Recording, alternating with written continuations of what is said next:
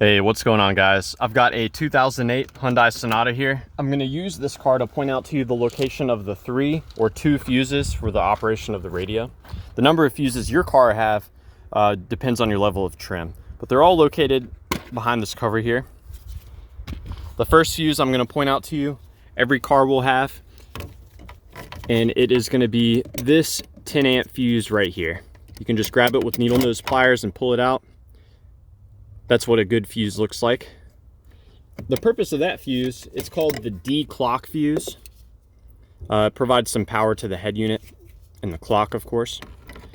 Another fuse, you may or may not have this one, but it's going to be this yellow 20 amp fuse right here. This provides power to the amplifier. If that fuse is blown, you may have an issue where the head unit powers on, but you don't hear any audio. The third and final fuse is for providing power to the head unit. It's called the audio fuse, and it's part of this yellow fuse block thingy.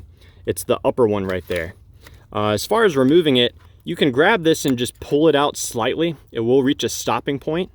Once it's stopped, you can kind of reach around it and squeeze the tabs on either end and then pull it out. What you're squeezing are these 2 little retaining hooks you can see on either side. But the purpose of it being like this is to give you a way to just unseat the fuse without removing it entirely. This is something you will do if the car is going to be parked for a very long time, and it prevents a parasitic drain. As far as removing the fuse from this piece, there's actually 2 tabs, one for each fuse. We want to remove the upper fuse. So what we're going to do is you pry on this little tab, you pry it downward. You see how it's flexing downward? And once it is down, you can kind of push the fuse out. So again, that's what a good fuse looks like. When you've got your fuse to reinstall, you just push it here and just push it up until it clicks. And it's back in business. And then this whole piece just snaps back in place. So yeah, I hope this information was helpful for you.